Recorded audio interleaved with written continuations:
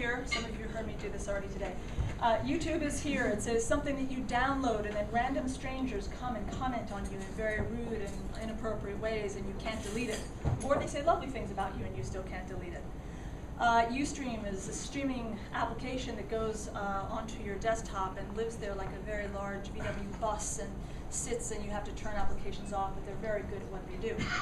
So our thinking was that we would create an app, an actual app where you take that building and shrink it into that small little place living in the cloud.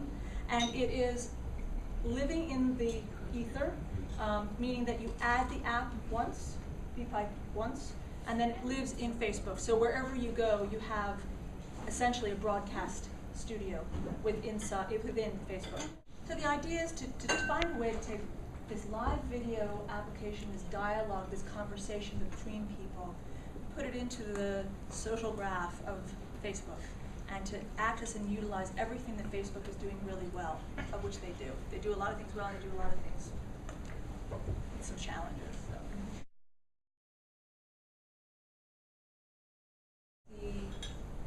So how is this relevant to me? Why am I making my own? How am I going to promote this new broadcast station within Facebook for me or for my company or for whomever, my clients? And so it's that BBC model, live from London, live from wherever. The show name is, you can name it whatever you'd like to have it be named. This keywords is sort of SEO or Google, if you like. It's a way for you to do search on particular topics.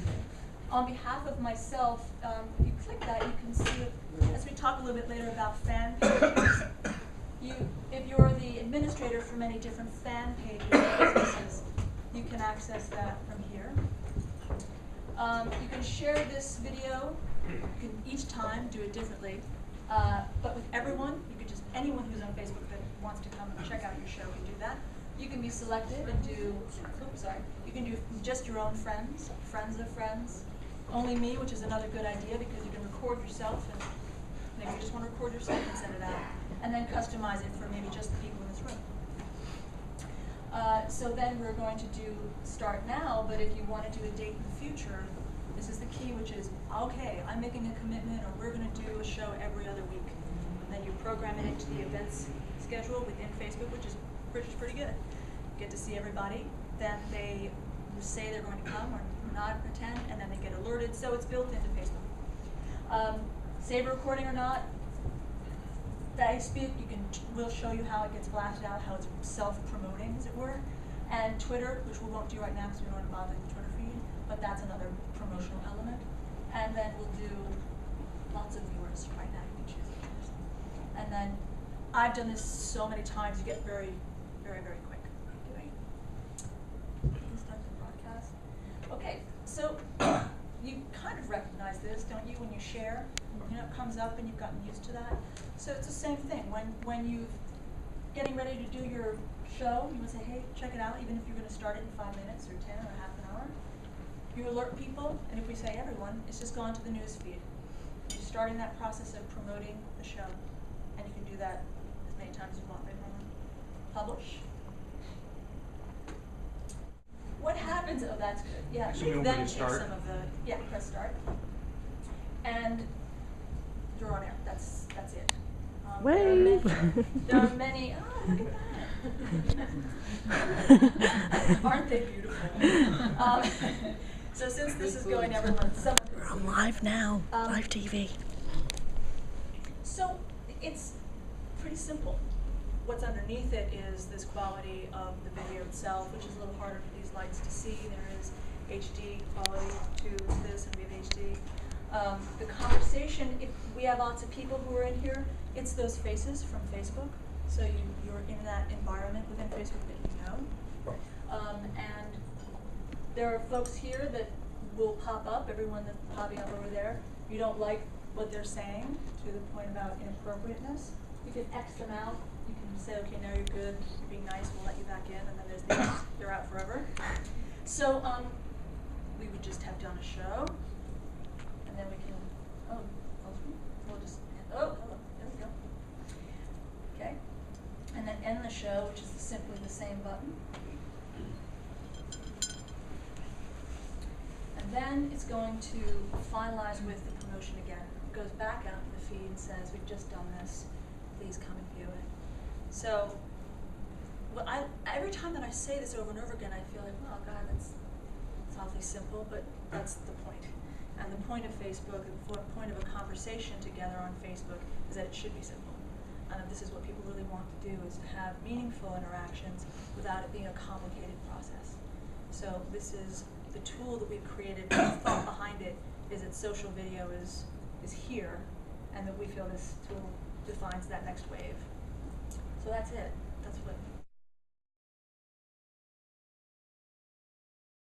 So how your organization deals with a lot of larger brands, commercial brands. Yeah.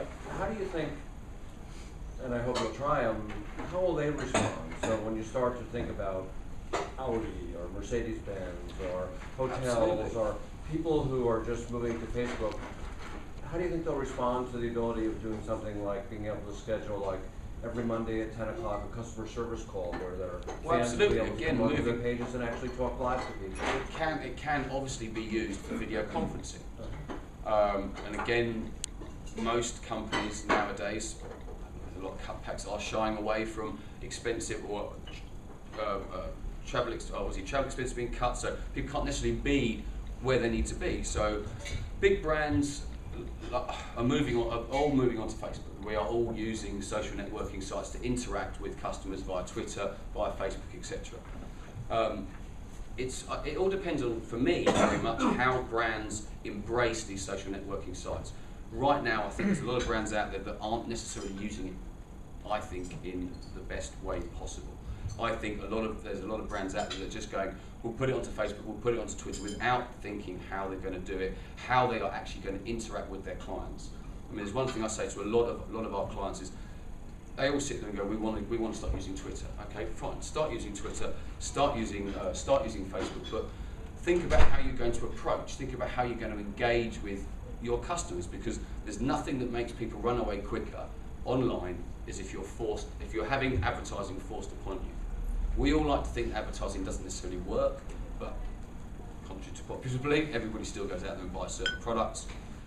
So you watch the TV, how many people actually read the TV guide to see what time something's on television anymore? Because you don't need to.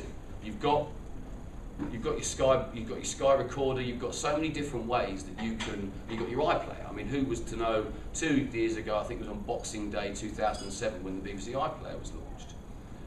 Who thought that it was going to be possibly, I think they had something like 100 million views in their first few months.